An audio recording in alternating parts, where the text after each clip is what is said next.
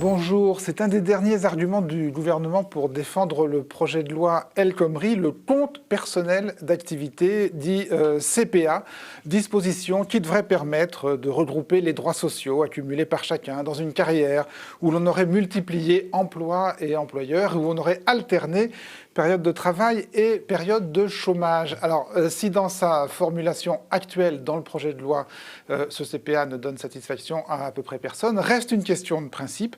Est-ce qu'il peut exister une gestion de gauche de la précarité et de l'ubérisation du travail? Question qu'on pourrait résumer ainsi et que je poserai donc à nos trois invités d'aujourd'hui. Claire Vivès, vous êtes sociologue, chercheur au Centre d'études de l'emploi et co-auteur il y a quelques mois d'une tribune dans Le Monde dénonçant les insuffisances déjà à l'époque du projet de CPA. Vous nous direz peut-être que ça ne s'est pas arrangé depuis.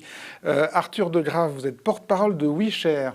Alors WeShare, ça tient du club de réflexion qui regroupe et qui soutient l'économie collaborative. Alors l'économie collaborative, ça peut être le covoiturage, le financement participatif, etc. C'est aussi un peu une pépinière d'entreprise, d'après ce que j'ai compris, qui s'intéresse donc à toutes les façons de produire, consommer et échanger grâce au numérique. Enfin, Gérard Filoche, bien connu de nos abonnés, ancien inspecteur des finances, membre du Parti socialiste. Et pour vous... Pas des finances, du travail. J'ai dit inspecteur des finances. Du travail. Mais quel lapsus épouvantable. Ancien inspecteur du travail, dirigeant du Parti socialiste et adversaire de ce projet de CPA derrière lequel vous voyez se profiler l'intention d'en finir avec le salariat en général et de détruire les conventions collectives. Mais nous allons commencer avec vous, Didier, par... ancien élève de la promotion Bakounine de l'ENA. Dernière page d'humour sur Canal+. Alors depuis le début de sa montée en puissance dans les années 80, on sait à quel point c'est compliqué pour les grands médias audiovisuels de parler du Front National. Souvenez-vous. Moi je suis journaliste et je continue à poser mes questions si vous le voulez bien. Je voudrais aborder les thèmes économiques. Alors, je voudrais poser une question particulièrement sur les restructurations industrielles.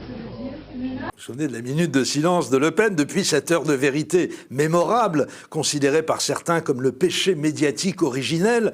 Télés et radios se sont longtemps pris la tête à propos du FN en se torturant de questions toutes plus lancinantes les unes que les autres. Comment lui donner la parole sans lui servir la soupe? Diabolisation ou pas diabolisation? Que faire pour éviter de banaliser son discours? Comment le critiquer sans le conforter dans sa posture victimaire? Se moquer de ses dirigeants ne les rend-il pas finalement sympathiques, etc., etc. Mais ça, c'était avant que le FN devienne le poids lourd qu'il est aujourd'hui, avec une espérance de voix à la prochaine présidentielle qui frôle les 30% au premier tour. Par exemple, sur Canal+, depuis la reprise en main musclée de la chaîne par Vincent Bolloré, quand désormais on évoque le Front National, la question sur son éventuelle dédiabolisation a l'air de moins en moins douloureuse à trancher. Vous savez que ces propos, ils sont souvent tenus, ou les propos de la vérité sont souvent tenus et incarnés par le Front National aujourd'hui, rarement par le Parti socialiste, très rarement par les partis classiques. C'est quelque chose qui vous pose problème ou que vous entendez et que, à la fin des fins, vous comprenez. C'est le premier parti de France, Éric Dupond-Moretti.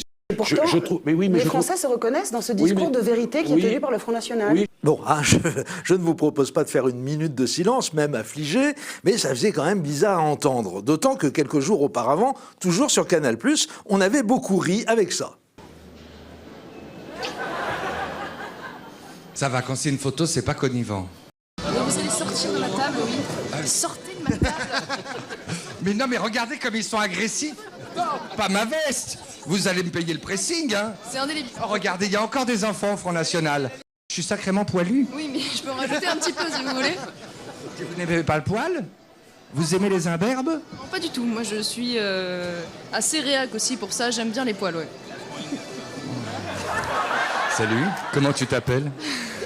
Oui, je sais, c'est du Cyril Eldin, c'est de la déconne bon enfant, mais bon, ça gratte un peu quand même. Alors excusez-moi d'être un rien vieux jeu, mais j'estime que lorsqu'on s'adresse à une élue du premier parti de France, on lui doit un minimum de respect. Ce genre de potacherie ne contribue pas à redonner à nos concitoyens confiance en la politique. Je me demande même si ça ne fait pas un peu, quelque part, le jeu des partis républicains. Et puis lundi dernier, nous avons eu la preuve qu'il y a désormais sur Canal+, grâce à l'action énergique de Vincent Bolloré, une vraie continuité éditoriale avec ce sketch des Guignols, nouvelle formule. Soyons civilisés et départageons-nous au Shifumi. Toi et moi, au meilleur des 3 coups. 1, 2, 3, beurre, fudge, négro. Le fudge exploite le négro et son gros poil dans la main. Un point pour moi. Ok, deuxième manche. 1, 2, 3, beurre, fudge, négro. Le beurre ultra-violent agresse le fudge. Un partout. Bravo, papy.